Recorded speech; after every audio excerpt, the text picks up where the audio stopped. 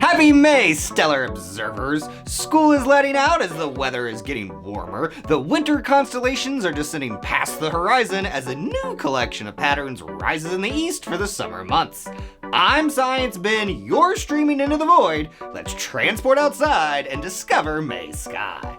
It's a few minutes past noon on Tuesday, May the 14th, 2024. We spot our reliable daily source of light, heat, and energy, the sun, slowly appearing to journey across the sky.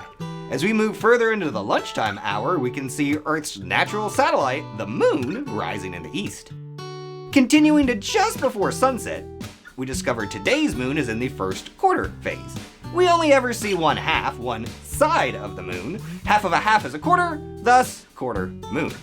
Half of the side of the moon that is facing us is lit, while at the same time, half of the side of the moon that faces away from us is also lit. There is no dark side of the moon. Every bit of the moon receives light at some point during its 29.5-day phase cycle. There is, however, a far side of the moon. China is currently the best at exploring it. It takes the moon about 29.5 days to make one rotation on its axis. It also takes about 29.5 days for the moon to make one complete orbit around the Earth. This is why we only ever see one side of the moon, the near side. This is the side that has been most explored, as it's not only easier to view, but it is much easier to send and receive data and communication from this side. In January 2019, China became the first country to successfully place a lander on the far side of the moon, the Chang'e 4 lander. In 2020, Chang'e 5 landed on and collected samples of the near side of the moon. A couple weeks ago, May 3rd, Chang'e 6 launched with the mission to do the same on the far side.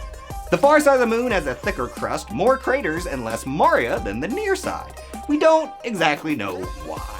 The United States, Russia, and China have all returned moon samples from the near side in the past. If successful, this will be the first time humans will have the opportunity to study material from the far side.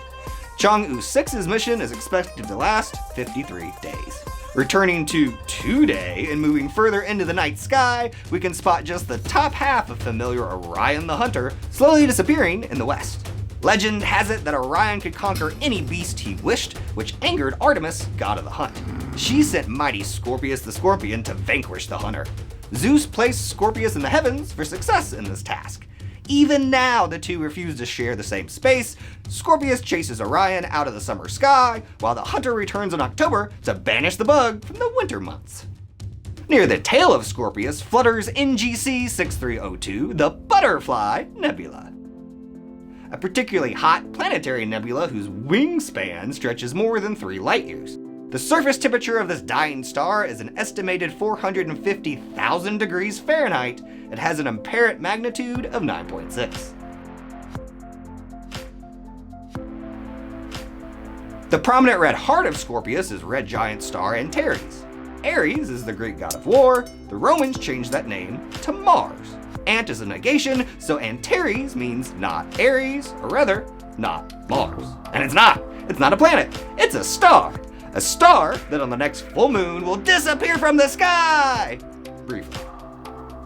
When the moon blocks out the sun's light, it's called an eclipse. We all remember that from last month. But when the moon blocks out the light of a different star, it's called an occultation. The night of the 23rd, in the southeastern sky, seek out a full moon as it passes in front of Antares, blocking the star, that is 600 times the size of the sun, from view.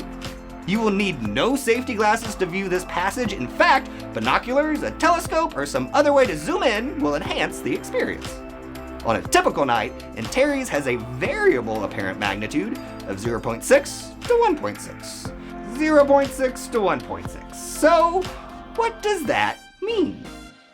2nd century BCE, Greece, in addition to the invention of trigonometry, mathematician, geographer, and astronomer Hipparchus devises a scale for measuring star brightness. He decides that the lights that appear brightest in the sky are of the first magnitude, and those that are dimmer are of a lesser magnitude, all the way until the faintest stars are declared to be of 6th magnitude.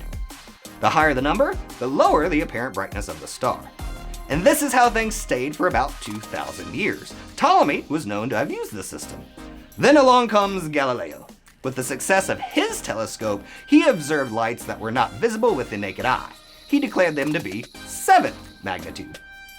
In 1856, English astronomer Norman Robert Pogson standardized the whole thing with even more math, such that a 1st magnitude star is understood to be 100 times brighter than a 6th magnitude star.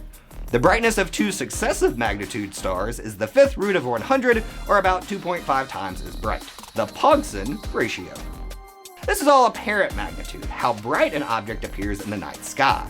Absolute magnitude is the brightness of an object from a certain distance. 10 parsecs, or 32.6 light years to be exact. But that's for another void. Let's look at some examples. We start at 0. Vega, the brightest star in the constellation Lyra, the heart. If we move positively up the scale, items appear fainter.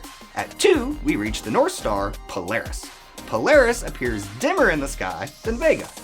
At 6, we reach the limit of unaided human vision. The Hubble Space Telescope has a lower magnitude limit of 31, and the James Webb can view all the way down to 34, which is 9 times fainter than Hubble can view.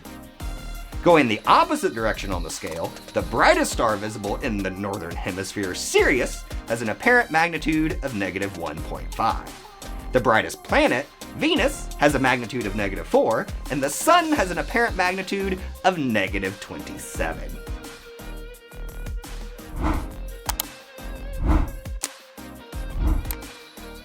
Do not zoom in on the sun with binoculars or a telescope or your phone. It will do damage. -27 magnitude.